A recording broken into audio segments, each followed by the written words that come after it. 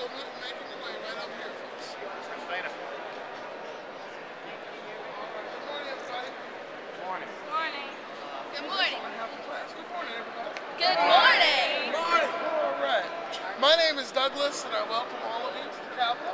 As we get underway, you are welcome to take photos, so go right ahead and do so. Just remember, folks, when we finish, we're going to go downstairs. So that means we will not return here. All right, so make sure you take all the pictures you can while we're together. Also, just remember, wherever the big guy goes, it's me. You're going to come with me, so don't go in the opposite direction. All right? We are now standing center, second floor of the Capitol. This is the Rotunda.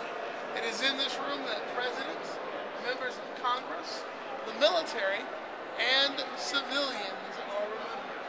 One big ceremony, but actually there's two separate names. When you are a public servant, it is called laying in state, which is basically a state funeral. There have been 11 presidents to lie in state here in the building. If you look over to my right, you'll see Dwight D. Eisenhower, who led the military in World War II, later to be president of the U.S. He would be one of the 11. If you look on the opposite side of the room behind me, you'll see Abraham Lincoln next to the door where you guys came in. And Abraham Lincoln will be the very first of the presidents to lie in state. The two most recent presidents that would be brought here would be Ronald Reagan and Gerald R. Ford. Now, there have also been those who did not serve in public office here. When that happens, you are considered a civilian. And two of the three that were brought here to lie in honor, that's what it's called, lying in honor rather than in state. Two of the three were Capitol police officers. 10 years ago, here at the building, Jacob Chestnuts and John Gibson lost their lives protecting it.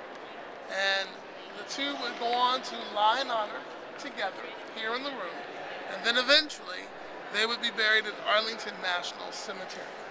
The third person to lie in honor here turned out to be Mrs. Rosa Parks, the mother of the Civil Rights Movement. And to date, she is the only woman to do so. Now, if you look directly behind me, folks, you'll see the red velvet ropes that run in the middle of this room. When the ceremonies take place, the ropes are moved out of the way. And that also leaves the center of the room open. Now, if you look right at the middle, actually right behind where they are, that's the middle of the room, there's a small white dot that marks the center. And that is actually the center of Washington, D.C. The very heart of the city itself. Now you see, when the city was being put together, George Washington laid the boundaries for the city, but it was Pierre Charles L'Enfant, the original designer of the city, who was supposed to put all the major buildings in place. So when he found this particular spot, it was called Jenkins Hill.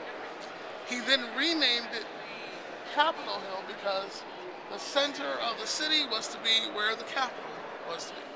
So again, center of the room, center of Washington, D.C., and where everyone is placed when brought here. And then the entire world comes in to pay their respects. Now, to give you an idea of how big this can be, folks, I was here for two of the last three. One for Rosa Parks and one for President Reagan. Now, for both ceremonies, there were just about 1 million people who came through the Capitol, but that was over a 2-day period. For President Reagan, it was actually 2.5 days. But for Rosa Parks, it was supposed to be 2 separate days. But there were so many people in line, they could not close the doors. So the door stayed open all night long. Now, 1 million people sounds big, but let me open that up for you just a little bit. Take that number, 1 million people, and kind of imagine a line set up right out where you guys came in, okay, that lower section there, all right? And people stood in line from here to the Washington Monument. Now keep in mind, the Washington Monument is the halfway point of the National Mall. And all the way down is 2.5 miles, excuse me, all the way down is 2.5 miles. So halfway is 1.5 miles. Okay, but it didn't stop there. The line then stretched to Constitution Avenue on one side of the mall, and then Independence Avenue on the other side. So that's how long the lines were both times. All right?